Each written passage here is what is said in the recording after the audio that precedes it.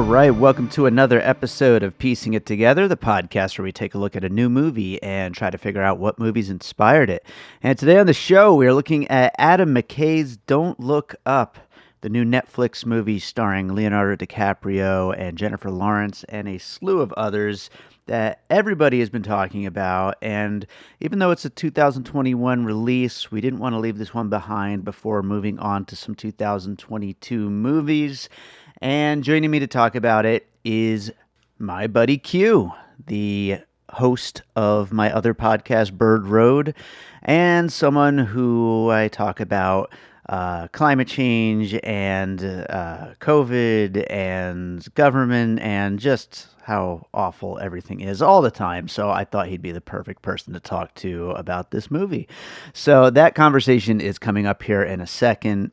And before we get to it, I do want to remind you, as always, to make sure you're subscribed to Piecing It Together on your podcast app of choice. We have a lot of episodes on the way. We still have a bunch of these looking back at 2021 wrap-up episodes, top 10 list type things coming. So those are coming up in the next couple of weeks. Then we will, of course, get to a bunch of new movies.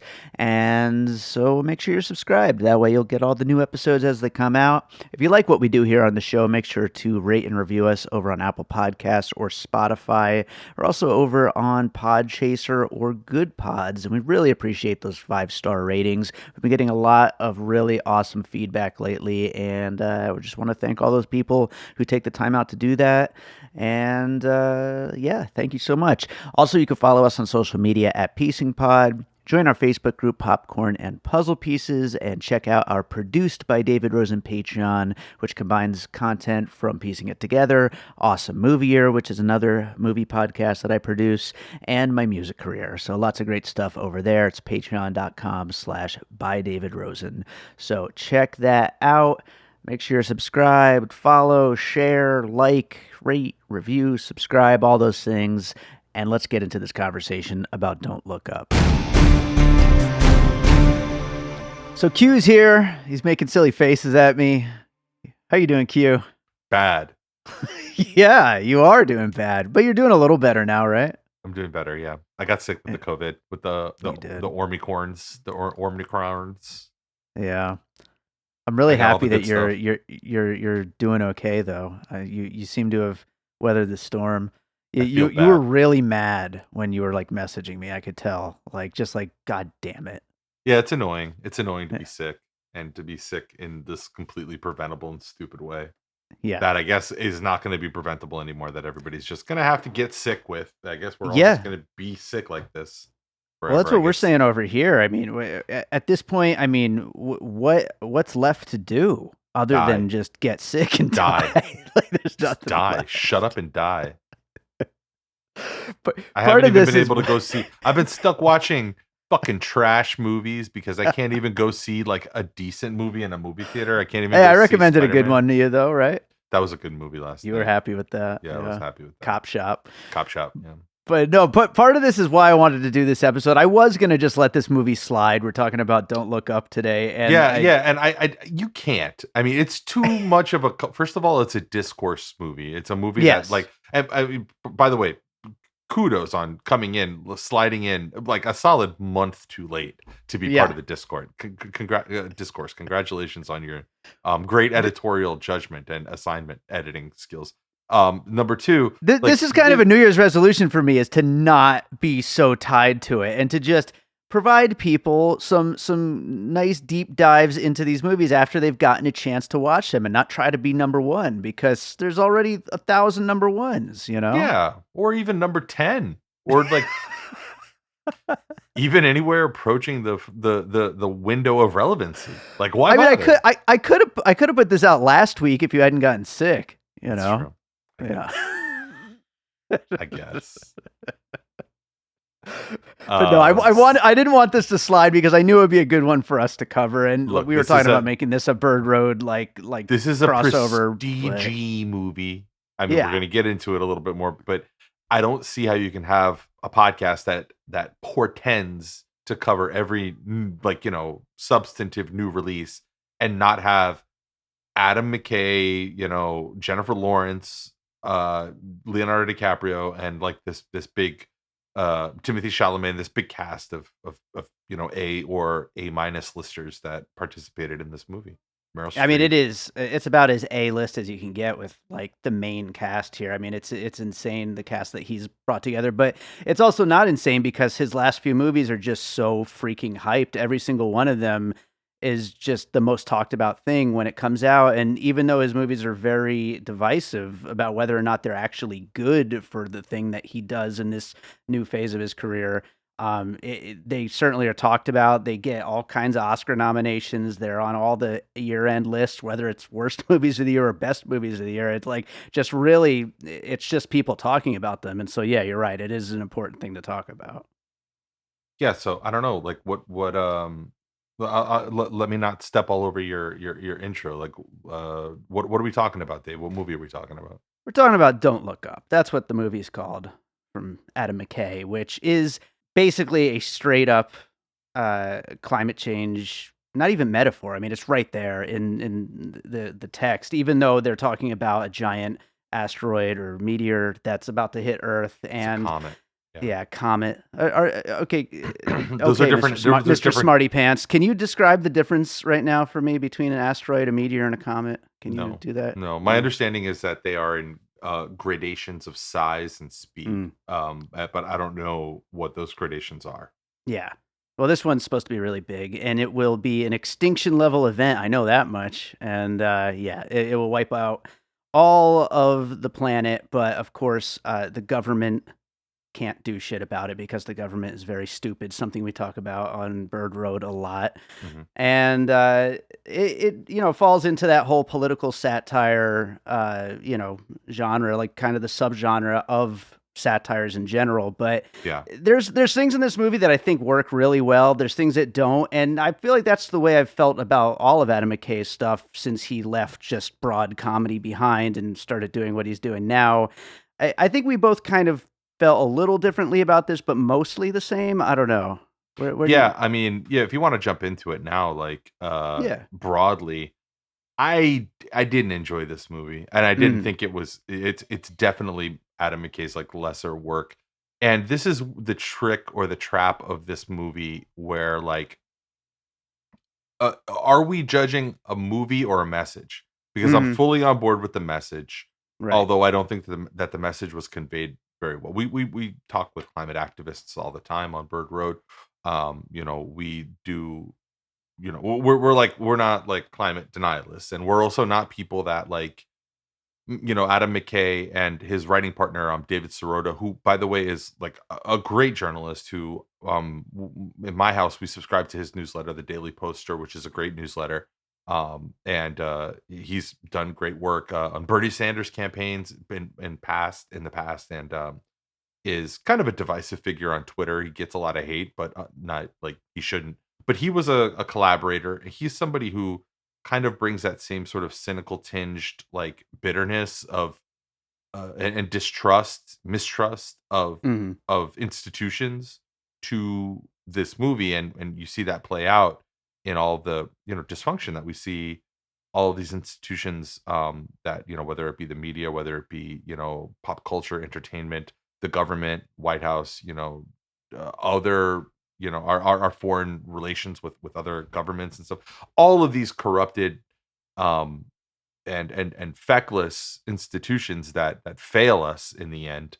Like David Sirota's done lots of great work over his career reporting on them in a real way, not just writing. So it was Yeah. great to see his name involved in this, and I wish I liked the movie more. But it like back to my point, is this a movie or is this a message? If it's a message, I support it. I'm not really sure who it's aimed at because it seems like it's mostly just grievance. It seems like it's mostly just Sure. these two guys who are pissed off about how shitty our institutions function in this, not just this country, but in this world, how shitty society is and how shitty we are.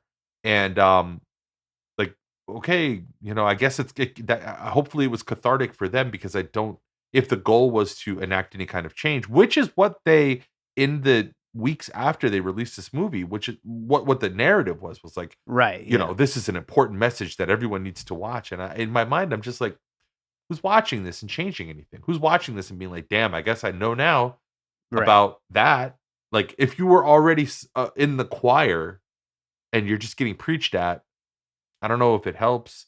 It lampoons a lot of like sort of these again feckless and like weak-chinned liberal efforts to, come together, heal the world, shit like that.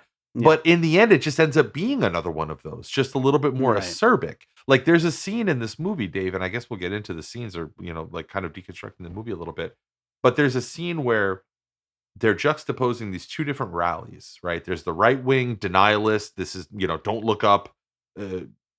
Political rally led by Meryl Streep's stand-in for like a Donald Trump Hillary Clinton amalgamation character. Right. And then the other one is being led by, I guess, was that Ariana Grande, right? And her like concert to tell people to look up. Yeah. And it's supposed to. I mean, I get the metaphor. I'm not stupid. I understand. Right. I get what they're saying, right? Like I know what they're trying to say, but it feels like this movie just becomes it becomes that Ariana Grande concert. Right. This is the Ariana Grande concert. It is that. It's just like a spectacle with a message built into it.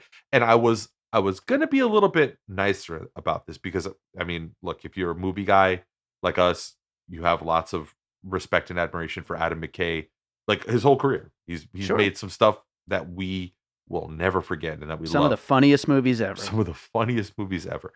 And if you're me or somebody like me and you've been reading David Sirota for a long time, then you have huge respect for him too. Like, so, I mean, like it brings me no joy to say that I didn't like this movie.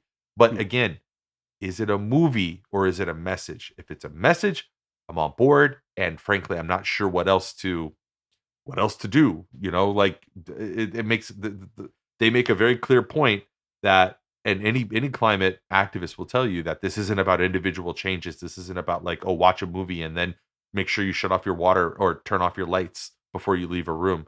It like that has nothing to do with it. It's howling at the moon. There's really not a lot to be done about it. If we're judging it as a movie, which is what I'd like to do over the next like hour of this podcast with you, it's not a very good movie. Exactly. And more than that, it's a movie that had an embarrassment of riches in terms of the casting, in terms of resources, production.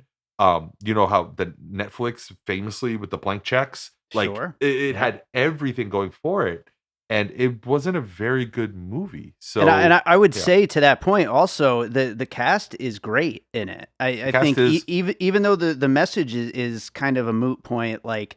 Leonardo DiCaprio is great. Jennifer Lawrence is great. Meryl Streep is damn good. I want to get into the cast a little bit. Okay, yeah. I know there's like, one member of the cast you really hate, but we'll get to that. But I'll say this: like, if it's activism, that's great. I don't know what material changes it hopes to. If it's because like if you try to like sit down Adam McKay or David Sirota and be like, okay, so this is a movie that is a stand-in for activism. What is the action? Like, what's happening? Like what comes next? There is a website out there for this movie, and it you go to it, and it like funnels you into this basically like a complete bullshit. I forget if it's like a pledge or if it's just sort of like a like things that you can do to help save the planet. It pushes you into that like that individualistic again. Bullshit paradigm that like, oh, shutting off, flush once when you could flush twice. It funnels you into this individualized individual choice matrix instead of that was a huge opportunity for them to send people into different programs or different whether it be here in Miami we have the Clio Institute that you can be a part of, or the Sunrise Movement, or any of these various climate organizations, or how to make your vote count, how to be a climate voter. Like there's all these different things that you and I have talked ad nauseum about sort of the ineffectiveness of electoralism and fixing this stuff. But still, it's better than fucking nothing, because if what you're telling me is judge this as a work of activism, judge this as a work of of a larger metaphorical meaning about like society and shit like that, then okay, then deliver on that, because otherwise I'm just going to judge it as a movie, and as a movie it's not that good. Right. Yeah. Well, we're going to get into more of the points about the story, the plot, everything that it's trying to do along the way, and some of those performances we mentioned. But we'll get to them as we're going through things. Let's start getting into some puzzle pieces. What do you have for your first one? Okay, so off the top, and we talked about some of the character work that we wanted to get into. My number one puzzle piece is 2013's Wolf of Wall Street, directed by Martin Scorsese. A favorite of a lot of people, a lot of specific type of people really love this movie. I'm not one of them. I think it's fine. I think it's a good movie, but it's not in like his top 10. I don't think it's like Scorsese's top 10. And I bring this movie up because this is another movie that had a solid, if slightly overacted, Leonardo DiCaprio performance that was completely undercut by Jonah Hill, who is quickly becoming cancer in film. Like if you see this guy on the screen,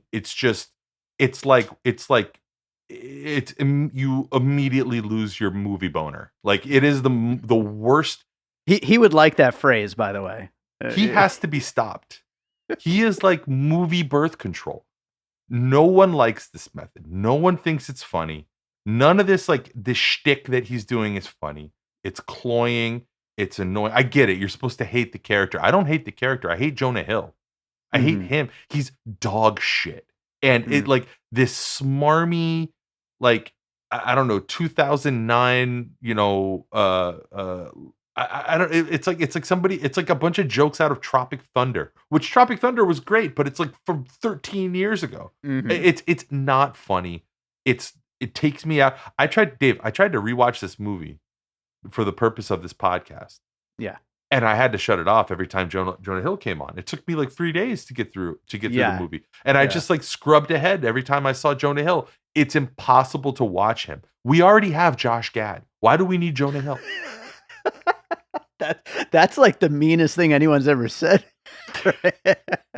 Take him. Take that fucking sister of his that clearly is only fucking famous because of she's his sister. Fucking rock them into space. Dog shit. Not Absolutely. A fan of the Hill family over here. No. I mean, and I used to be. I used to like Jonah Hill. I really did. I love Jonah Hill and a bunch of stuff that he was in. I'm not going to sit here and sing his praises after this fucking shit movie that he almost single-handedly made unwatchable. There are long stretches of this movie, Dave, that are unwatchable in the way that I don't know, what are the most unsettling movies that they taught that like those old 1970s horror movies where they're like, oh, you can't even finish watching this movie because it's like nails on a chalkboard. It's like that. It's it's a true test. He's like watching him. It's like watching an infant's neck being wrung. It's horrible. I don't want to see any more movies with Jonah Hill. He's dog shit. Oh boy. Well, fucking worse. And you know what the worst part of it is, Dave? You can tell that he takes himself so fucking seriously. He thinks that what he's doing is so fucking subversive and next level. And it's infuriating to know that while you're watching such a bad performance. How are we going to get you to watch the Jerry Garcia movie that Scorsese's doing with him? Is he playing Jerry Garcia? Yeah. Ugh, I won't watch it. I'll just not watch it. You're out already. Yeah, I didn't hate him as much as you did in this, but I do agree though that the character he's playing in this that he has done before, that he did in Wolf of Wall Street, it is a weird archetype that is so played out from the early 2000s that I don't understand why it's being brought on now. Why are we still doing this character? Exactly. It's a weird choice, absolutely. It's lazy. It's lazy. It's just dusting off something 10 years old and that's frozen in amber and wasn't even really that good to begin with. It wasn't really that interesting. I think that a lot of people love Wolf of Wall Street. I know that, but they're bad people, and and we need to recognize that Jonah Hill, who actually is a talented actor. I can't take that away from him. I can talk all day about how terrible he did in this movie, but he's a talented actor. But that he's listening, or that he imbibed that feedback, that he got that positive feedback. It's like look, I'm a father. I know all about giving kids attention for the wrong reasons when kids want attention for the wrong reasons. He got attention for the wrong reasons in Wolf You're of saying Wall Street. Jonah Hill's a 6-year-old. He's a 6-year-old idiot. What's your first piece, Dave? I'll go on to my first piece. My notes list is an absolute mess. I'm going to just jump all around in my pieces here from various different... Real quick, let me just say about my Wolf of Wall Street piece. Uh-huh. I went through trying to find a movie where like Meryl Streep was just straight up bad, because she's straight up bad in this movie. And I like the most I could think of was that like insufferable Steven Soderbergh movie from a few years ago. I figured that would be the one you'd go with. Yeah. And I was like, she wasn't really that big of a part of that movie. I felt like, and I didn't want to pin it on that. And Jonah Hill was so egregiously bad in this movie that I didn't want to like shit on Meryl Streep. Even if you think she's bad in this, like, she's not the problem. You know, she's playing a character that it's kind of impossible to pull off in any kind of a good way, because it's such an obvious bit. And to her credit, she actually does have a few moments with that incredibly, like, a big failing in this movie is McKay's inability to show any nuance in a lot of these characters. Every character is so broad. Every character is so, but she's Meryl Streep. So she does find these little small moments of empathy where she like, she'll throw in a look, or she'll just like deliver a line in a specific way. And you remember like, oh, they're fucking lucky they got literally the greatest actress in the world doing this part, because otherwise, if it was like I told you, you and I were texting, that's a part that was made for, and this is somebody who I love more than anything in the world, but like let's be honest, that part was probably made for like Amy Sedaris, right? Like just like a comedic actress, or a Jane Lynch type, like somebody who's just a hard charging punchline machine. Yeah. And they're lucky they got Meryl Streep, who's the greatest living actor, like one of the greatest living actors that there is. And so she was able to imbue it with a little bit more, I don't know, a little bit more. And so that was her saving grace that kept me from shitting on her during this first puzzle piece. Jonah Hill gets no such consideration.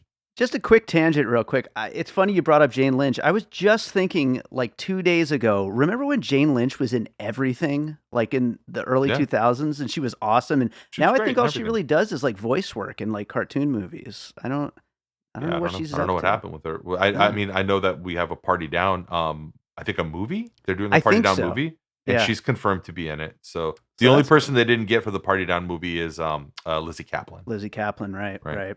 Well, I look forward to it, though, but whatever it ends up being. But I'll go on to my first piece. And like I said, it's going to be a little all over the place here. But the first one I wanted to bring up is 2016 Shin Godzilla, which is a Godzilla movie, a more recent one before the whole MonsterVerse thing that they've been doing the last like 4 or 5 movies. This one's out of Japan.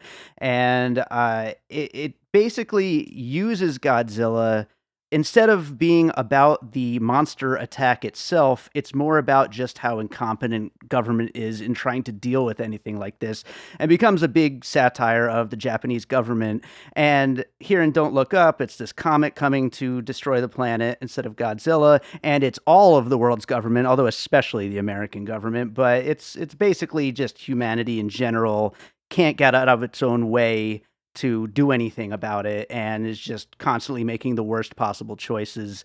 And so both of these movies use this giant disaster style setup for satire, and so that's why I wanted to start off with this one. And this is a Japanese movie? It is, yeah. Okay. Sounds good. I never saw it. It's good. It's a unique take on it. And this predates the Bryan Cranston Godzilla. This is prior to that. This is pre-Bryan Cranston, or maybe right around the exact same time, because this is a separate production. So I want to say that might actually be right around the exact same year. Post Matthew Broderick, pre definitely, but yeah, it's later into the 2000s. No Matthew Broderick. He's in the far rear view in this. So that's interesting, and I'll tell you, I didn't use this as a puzzle piece, but maybe it can be an honorary puzzle piece, just kind of piggybacking off of what you're saying. One of the best pieces of literature that I've ever read about this was, and I feel so bad because you might know, you tell me if you interrupt me if you know where I'm going with this. Incredible book. Another situation where they fucking botched the execution of the movie.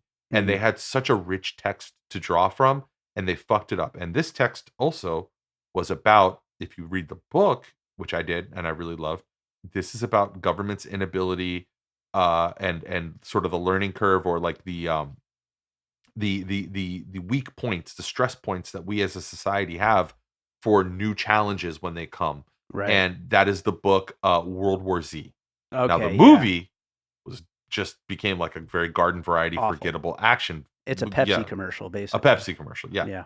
The book by Max Brooks was this great it was presented as after, I don't know, did you ever read that book or no? I didn't, but I know a little bit about the differences between the book and the movie and how great it's supposed to be. So Yeah. the book is incredible. The book is really good. It's presented as an oral history being collected after society has rebuilt.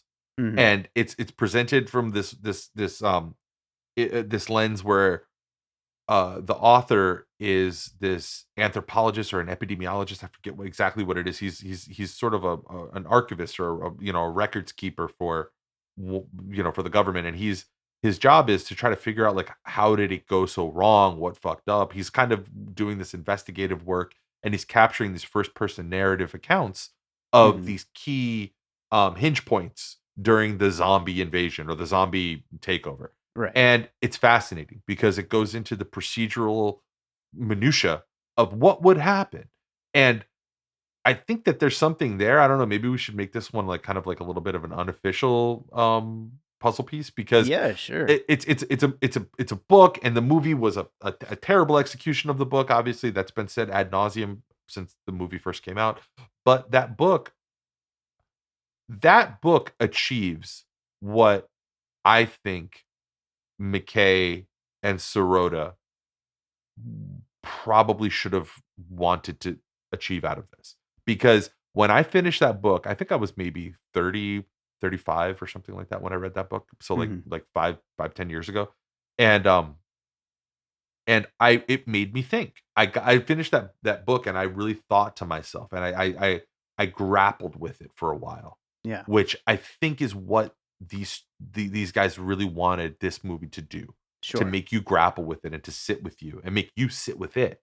And I did sit with this dumb zombie movie, or this dumb zombie book, uh, because of the stark reality and the way that it was moored in real space, and in like, true reactions, and like, oh, this is how it would happen. Oh man, it's comically ridiculous that this bureaucracy or this like dysfunctional institution not only allowed this to happen but actually helped it happen. Right. And so yeah, it's funny that you bring that up, because I feel like the way that you just described that Godzilla movie to me, it sounds a lot like what, if they had executed World War Z well, Yeah. like that's probably what it would have looked like. That's something that was that followed a narrative thread like that. Yeah, as bad as World War Z the movie was, I think, and this is like really such an obvious thing to say, but I think after everything we've been through these last couple of years with COVID, it would probably be the perfect time to try again and Try it maybe again. do a better version that Do kind of, something different. Don't It you doesn't have know. to be. But you know what? I think that it was a victim of the moment that it came out, because there was that big budget, like a zombie horde. Everybody wanted to see that Yeah, stuff, yeah. like zombies. And I think now the world might be a little bit kind of done with the zombie shit. Like, I who think wants so. to see that anymore? I don't know. Yeah. I don't know. Dave, you want to hear my next one? Let's do it. What do you got? Okay, number 2 for me is a movie that I watched that completely skipped by my radar, that I never knew about, that a lot of people didn't know about. Mike Judge's Idiocracy, and I didn't know about this movie until you and I think in like 2007, I came and visited you. It was like right after it came out, and you showed it to me. Of course, obviously, everybody knows Idiocracy now. It's Sure, become yeah. the setup and the punchline for a million different jokes, for entire presidential campaigns, for entire decades in American history. It is, obviously a bit played out at this point, Played out, but still so perfect. but still so perfect. And Yeah. look, Idiocracy is what the angle that they should have taken. Like, they Mhm. should have just made it. If you're gonna just make it a broad, hit you over the head mallet of a comedy, then just do that. Then Yeah. just make it be fucking funny. Yeah. And like it because instead what it came across as is like there's two ways that you can do crass. There's two ways that you can do guileless. It's like play it for laughs or try to make it so acidic and so acerbic that it burns you and it's like, yeah, you didn't think of that, did you? Oh, Yeah, right. yeah, and it's just like, and that's what Don't Look Up was. I love Idiocracy. Like there's like entire scenes where like thousands of people die. And you're just like, oh my god, and you're laughing. It's horrible, but you're like a plane falls out of the sky, and you're just like laughing. And um, there was no moralizing, there was no preaching. It didn't wallow in its premise, Yeah. right? Which I would say is probably the biggest crime that this movie did. Is it just like laid out its premise and then just pulled its balls out and soaked in the premise You like for that, 2.5 you? hours. You like And it was this. just like, imagine what it would be like. This is what it would be like. Whereas Idiocracy was just like, okay, in the future, everyone's stupid. Now let's have some fun. Right, Here's all the right. things that happen. Here's all Yeah. the fun stuff that happens. And they just had fun with it. It was just a straightforward, like, if they would have allowed themselves to be untethered from the seriousness of the premise of the movie and just done a straightforward exploration of a world at its end that can't save itself, and just the comedy and the tragedy and everything that comes out of that, I think that they would have, that it would have been a more interesting movie. Yeah. And again, if it was like, I'm sold, man. I know that the world is ending. I know that we're fucked. That climate change is going to impact all of us, and we're already past the Rubicon. There isn't any way to fix it. There's only ways to kind of maybe make sure that it's not as bad as it will end up being, and it's still probably just going to end up being that bad. I get it, man. I am in the choir, but like the moralizing and the preaching, it's just like, come on, man. I don't know. Again, it goes back to the thing we talked about at the beginning. Is this a movie or is this a piece of activism? Yeah. Because I have critiques either way. Yeah. And if we're just talking about it being a movie, which is what we're doing, I'll watch Idiocracy 10 times before I would ever watch fucking Right. Absolutely. Absolutely. this movie again. And I'm glad you brought Idiocracy up. I didn't have it on my list, even though it's like a perfect puzzle piece for this. But I'm also glad you brought it back to that question about whether it's a movie or a piece of activism. I'm wondering, and this is maybe a little bit of a tangent before we move on to the next piece, but do you think we're just too cynical to enjoy this movie? Because some people really did like it, and maybe And good for them. Good for them. I think I see the same thing in memes surrounding this movie as I do in memes about Idiocracy, and that is, this movie is a documentary, and it's like, oh, clever, like, clever thought right there, but are we just assholes for yeah. For those listening at home, his brain just exploded. All in all, when you really think about it, Dave, Uh-huh. you and we're just another brick in the wall. We sure are. Isn't that the truth? It's just, it's dime store pop philosophy type shit. And it's like, if that hits you the right way, look, we were all 19 at some point. Sure. So, whatever. I don't even want to look down my nose and act like all holier than thou or something. I mean, I was a fucking moron literally until like 5 years ago. I was a fucking moron. So, and I probably will still think that I right now am a moron 5 years from now. Oh, I'm sure. So like whatever. Like, I don't want to.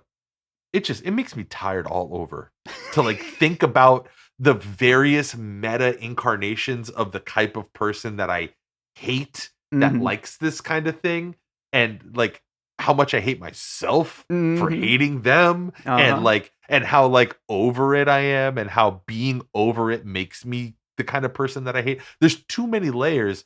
I don't know if it's cynical, Dave. It's just, it's incoherent. Like to try to care or not care about this stuff, it feels incoherent. It feels like it's maddening. It's crazy making. Yeah. Like I don't know what to tell you. Sure, this episode's gonna break you by the time we get to the end of it. If there's a vote on destroy the planet or save it, I'll vote for save it. How about that? I don't know what else to tell you. Like That's all right. We'll take it. We'll take it. So I'm going to combine a few for my next piece here. They all kind of go together, I think, pretty well.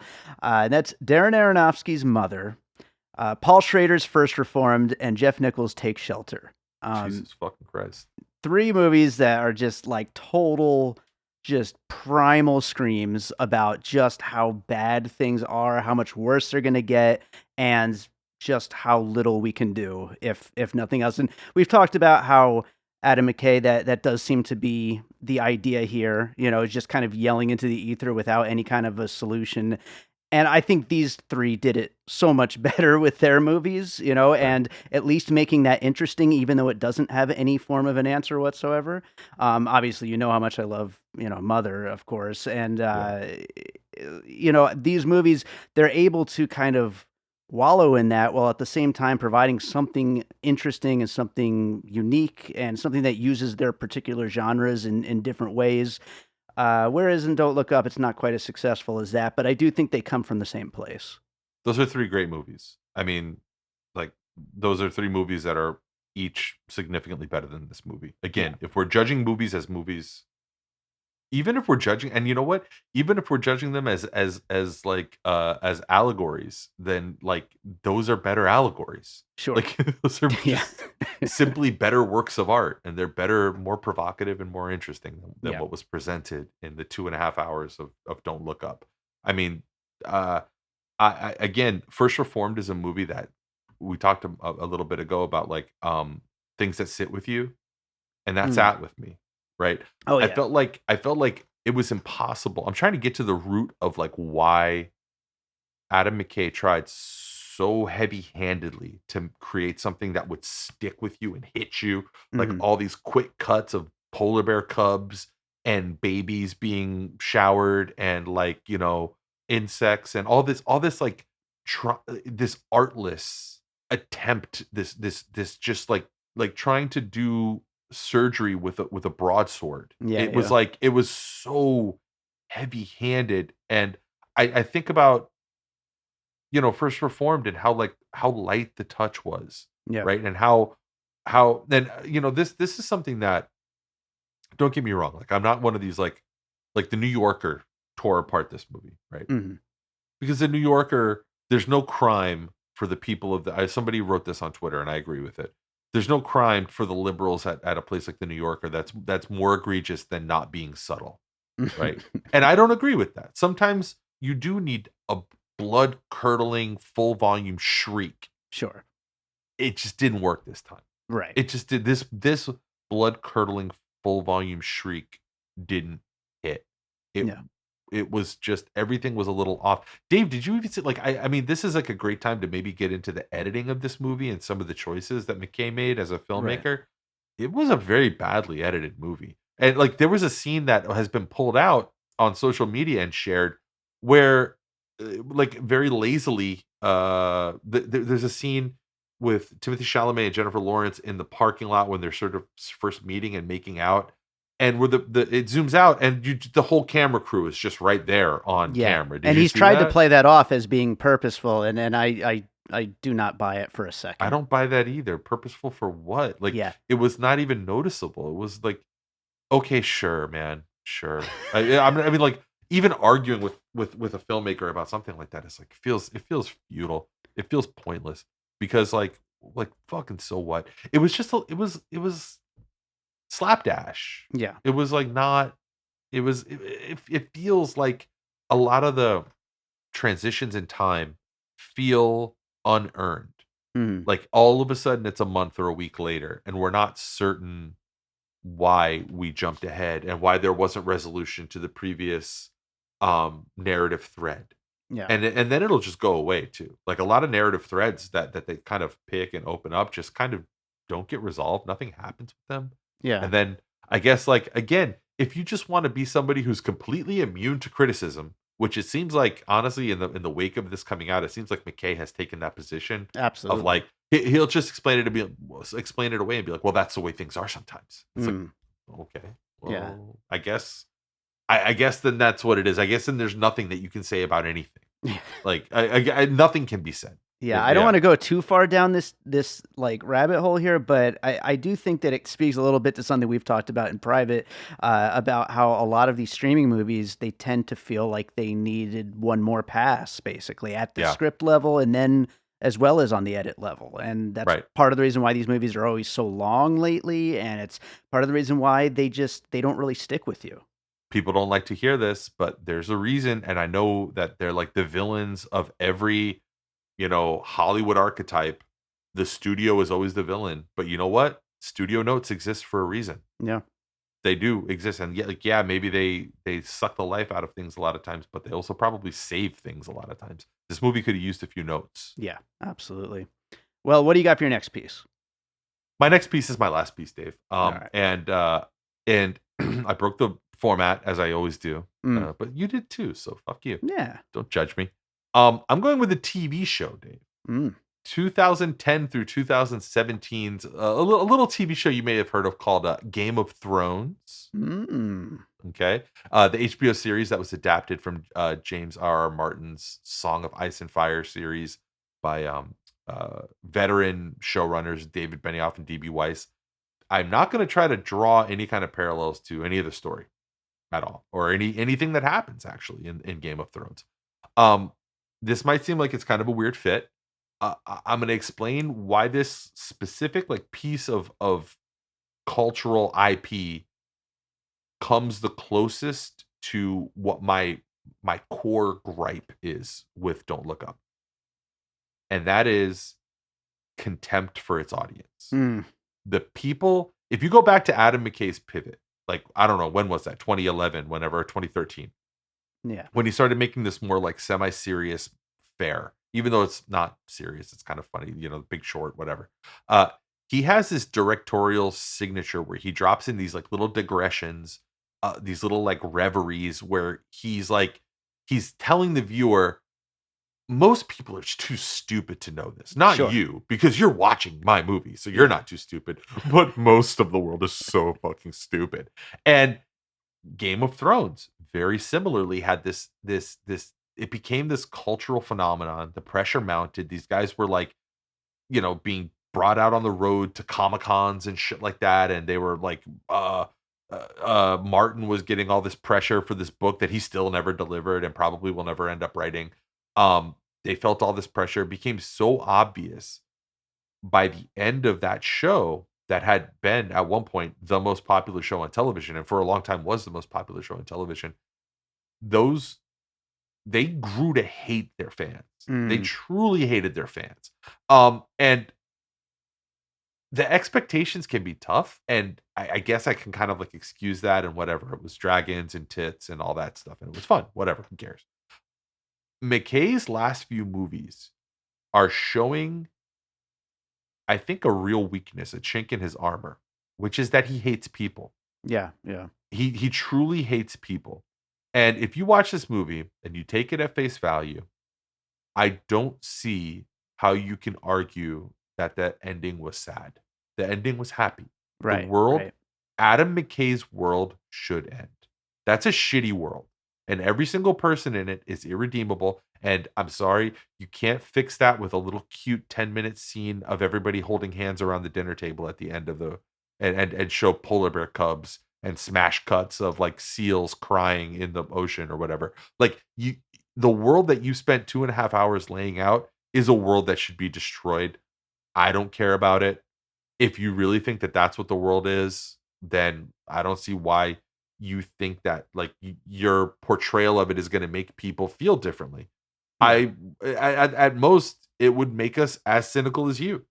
Right. If you were creating cinema that was actually that was actually capable of swaying people or changing people's minds, the most that you'd be doing is changing people's minds to just say fuck it. Let's all be the Jonah Hills of that world. Be let's all fucking die. Who fucking cares? Right. It's a trash world that's irredeemable that Adam McKay lays out. And Adam McKay would say no, I'm just reflecting the way that the world is. And it's I don't know. I mean, the world is big. There's a lot of things that you can choose to focus on if you're doing the institutions are dysfunctional and that's what's going to end up killing us parable like this movie was trying to be. There's a lot of things that you can look at. I walked away from this movie happy that they all died. I felt like it was like good. Let them fucking die. At the very least, it means there won't be a sequel. Yeah, sure. But no, you're absolutely right though. Like this movie, it again, we're cynical too, absolutely. But this movie pretends to be some kind of a rallying moment, and I just don't see that it is in any way, shape, or form, especially with what actually happens on screen, which is a showcase of just the worst of everything. All the little bits of good, like you said, the dinner table scene or the polar bear cubs or whatever, like it's just not enough. It's not enough good to balance out the bad. I didn't buy it at the end. Yeah. This like because that's what he tried to do, like show this like last moment of like of humanity, of like what we're actually gonna lose, you know. And I wasn't even moved by it, honestly. Like I felt like Leonardo DiCaprio's sons deserved to die, and they barely said anything in the whole movie. Characters. So. I feel like they had like 3 lines. Dad's beard looks nice. You know what? Fucking die. They had bad lives ahead of them, so you know. Yeah, what are they gonna do? Fucking change the world? Like honestly, no. That's the way that I walk away from this movie is thinking like oh great, like what like it's like I'm glad they're dead. What were they gonna do? Fix everything? Yeah, fucking losers. Like that's the way that the movie makes me feel, and I guess maybe. You've picked at it a couple times during this podcast, and maybe you're onto something that maybe you and I are just a little bit like jaded when it comes to this kind of stuff. Maybe that's the case because I have seen people earnestly ingesting this movie and coming out of it like moved or positively impacted. But man, I shouldn't talk shit because great if 1,000 people are motivated to be aware. Right? Because that's what it is, right? Raising awareness, this amorphous fucking concept of raising awareness, people raising billions of dollars in charitable donations to raise awareness of things like fucking. It's like the undecided voter we always make fun of on Bird Road. Actually, I would say it's most like fucking Coney 2012. Remember Coney 2012? Sure. Raising awareness. Like, by the way, not sure what ended up happening with Coney, but if I had to guess, I bet he's still fucking out there doing like genocides or whatever the fuck he was doing. Like, are we all aware of Coney now? I guess we're aware. Good thing that somebody made a movie about it. Good thing somebody, raised our awareness levels. That was congratulations. Important. Which again goes back to the core thing. This movie becomes the thing that it's criticizing. It's a piece of elite liberal Hollywood detritus that just goes into the slurry of like of fucking images and words that get pumped into our fucking brains through a fucking through a streaming app. Yeah. Like it just becomes the thing that it becomes the Ariana Grande concert that it's lampooning. Okay, I don't know. Again, I'm of two minds though, because if there's all these people out there that are so like defensive of it and who are coming to its defense, and if it's creating discourse on Twitter and making people have these conversations, I don't know, maybe I'm just like a crotchety old man or something. I don't know. We know that we are, but if somebody likes it, that's a good thing. But I'll go with one last piece here, although I will just mention I have like a few others on my list, but I'm going to skip over them. I mean, obviously Dr. Strangelove, as another political satire. Obviously Independence Day is another disaster movie. You haven't done the one that you and I talked about that I really thought you would talk about. Which one? Melancholia. Yeah, that's on my list as well. Which, okay, all right. Yeah, another one that I think could come to this. But I wanted to bring one up, though, that deals with something that we haven't really talked about yet, and that is Pop Star Never Stop, Never Stopping. Just dealing with the kind of skewering of celebrity culture and the current moment of just how excessive everything in the world of pop music and entertainment is. And some of that stuff works here. I think it does come off a little more like a Saturday Night Live sketch, which, fits because, that's kind of where Popstar came from with Andy Samberg and Lonely Island and all that. But it's all a little bit one note and all that. But still, that movie, I think, is absolutely hilarious. I know you're not as big of a fan of it as I am, right?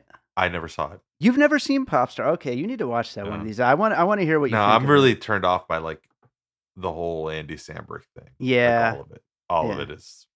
I It's guess such I'll. a funny movie. I guess I can give it a try. I suppose. Yeah, you got it one of these days. But yeah, some of the pop culture stuff that happens in this movie, I think, is some of the brightest spots of it. And so I just wanted to kind of like bring that one in as a mention of that part of the movie. Okay. I mean, I don't know. I always see it pop up on like Hulu or something like that. And Yeah. I never watch it. I never the Andy Samberg thing missed me. And as far as I can tell, it came and went. And Well, he's producing absolutely everything that's funny nowadays. So if that means I nothing don't else, have to maybe see him not on anymore. screen, but behind the scenes, he's doing I'm great. coming off as a So hater in this episode. you I'm really coming off are, as a but real hater. I mean, I don't know. 2022, the year that Q just goes off.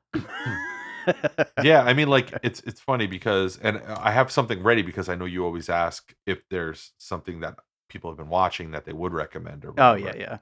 yeah. And I will say, like, okay, the movie that I just brought up, Melancholia, I find that to be as overwrought as it was, 1,000 times more affecting Sure. than what this movie was.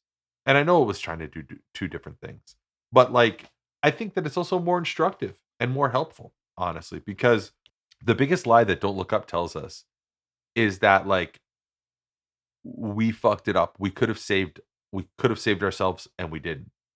Yeah. There was never any saving ourselves. There wasn't. This was always going to happen. We were always going to die. We were always going to die horribly.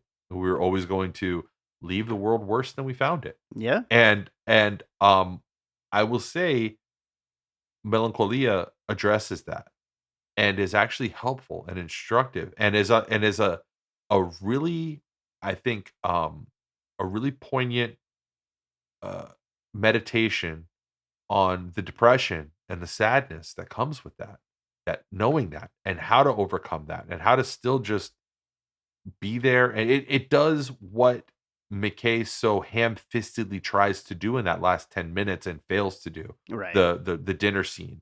It's the dinner scene fully realized. It's the dinner scene of like of everybody like realizing what matters Right. and Yeah. being with each other and living in that moment and putting aside their like their ridiculous aspirations of saving the world and understanding that they never were going to do that Right. and that was never going to happen. So to that end, I've been watching a TV show lately that I don't know if this is really like getting outside of the sort of like nerdy prestige world yet. But on HBO, there's a show called Station 11. Mm. That if you like, the biggest one of the biggest crimes of Don't Look Up is how they criminally underutilized Hamish Patel. Incredible actor. Yeah. They gave him like 5 lines of dialogue, and it was like a shitty character, just like all the characters, one dimensional and garbage. Um, Hamish Patel plays Jeevan Chaudhary, who's like one of the main characters of this TV show, Station 11. And Station 11, I don't want to give anything away with it, but I will away about it. But if you're looking for something that has like a more poignant and interesting and humanistic take of like what the end of civilization is going to look like, the mistakes that are going to be made, and I guess how humanity could potentially persist and what we should value, what should be important to us, what makes us, for years we've had this like sort of overarching um idea of like Walking Dead, right? Just foraging for like fighting off zombies and foraging for berries and drinking Right. your own piss, that Yeah. kind of stuff. Yeah. And what Station 11 presupposes is like that's not living. Living is it's more than just surviving. Yeah. Without culture, without art, without feeling and emotion, you're not human.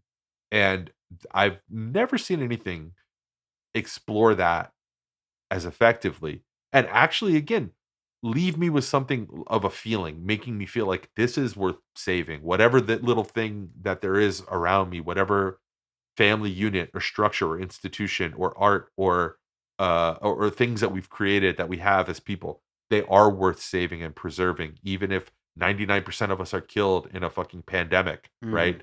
Like if you walked away from Don't Look Up feeling like a little empty, go watch Station 11. That's going to scratch that itch. Yeah. And it's far more expertly made. It looks incredible. It's beautiful, prestige, HBO, fucking big budget bullshit, but with a great um a great source text, because that book, Station 11, is great, and the TV show, I think it ends this week. So like 9 of the 10 episodes are up on HBO, and you can fucking go watch them all. Don't watch Don't Look Up. Fucking don't feed Jonah Hill. Don't feed him. He doesn't need anything else. Go watch. And if you like Hamish Patel, he's great. He's going to be like the next big star, I think, one of the He's next big great. stars. Yeah. He's incredible. Criminally underutilized in Don't Look Up. He gets a starring role in Station 11. Go watch that. That's a much better show. A much better piece of art. By the way, I've watched the first 3 episodes of it, and Oh yeah, yeah, and it's very good.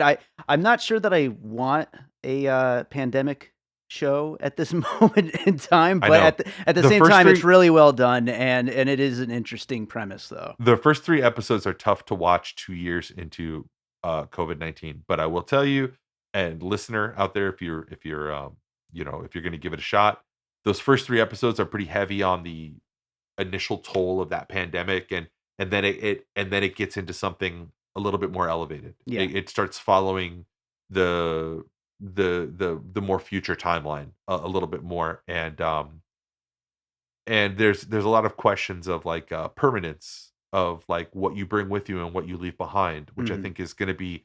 I honestly think that's going to be, as we talk about things that are maybe a little bit more consequential than the black and white of what Don't Look Up presents. I think that there's a lot more shades of gray with the way that this is all going to shake out. This whole question of climate change and the way that it's going to change, how we live after you and I are gone, like people who come after us, and like the stuff that you bring with you and the stuff that you leave behind. Right, the big question of like there was no before.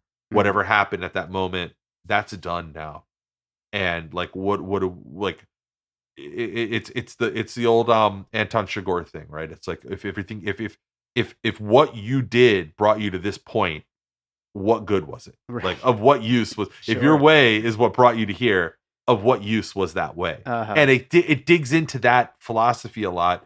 And again, I don't want to give away too much of it, but it gets really good. Keep giving it a chance, and it's a very beautiful, well acted show. And whatever thing you think you're doing by watching Don't Look Up, just go watch this instead. Go watch this instead, please. You'll feel way better. Well, Q, what does our future look like? What's going on with Bird Road? When are we going to record? I don't know, man. Well, you want to do an episode? Let's do it. Ready? I'm down. And That's go. Q. No. Bird Road podcast is out there. I don't know. We'll start doing some episodes here. I've been sick, as we mentioned at the top of the show, so I haven't been able to plan anything. Usually I'm the one that coughs through the episodes. We didn't want you to be the one. So yeah. So yeah, well, check out birdroadpodcast.com, and I'm at David_Quinones on Twitter. Q, thanks for doing the show again, buddy. You got it, baby. Thanks for forcing me to watch this trash. Check out the Sonic Cinema podcast, where film critic Brian Scuttle takes you through the year discussing classic films, reviewing modern hits and misses, covering film festivals, and interviewing filmmakers and film critics. Click subscribe at YouTube, Apple, Spotify, Google, and other platforms, or follow along at www.sonic-cinema.com. All right, so I hope you enjoyed that conversation about Don't Look Up. I apologize to Jonah Hill and the entire Hill family. Q is on one this month, but he has an excuse with COVID and everything. So hope you enjoyed that episode. If you do like what we do here on the show, make sure to rate and review us. We would really appreciate it if you went and dropped those star ratings over on Apple Podcasts or Spotify. 5-star would be preferable, but whatever you think of the show, drop those ratings. We really do appreciate it when you do that. And while you're at it, make sure you're subscribed, of course. You could also follow us on social media at Piecing Pod and join our Facebook group, Popcorn and Puzzle Pieces, where we continue the conversation about all the movies we talk about here on the show. And also, while you're at it, subscribe to Bird Road, because by the time this goes up, I think we may have already recorded our next episode of that. So if you want to hear us talk some more about how terrible everything is, that would be the place to do it. So check out Bird Road Podcast wherever you listen to podcasts. So that does it for this episode. Let's close this thing out with a piece of music like I always do. And I am going to go with a track from my album A Different Kind of Dream, which was my 4th album. And I'm going to actually go with the song A Different Kind of Dream. I don't really have any particular reason. I just thought this would be a good one to play today, so let's do it. Let's go with A Different Kind of Dream from my 4th album. It is the titular track of the album, A Different Kind of Dream. Hope you enjoy it, and we'll be back with more Piecing It Together real soon.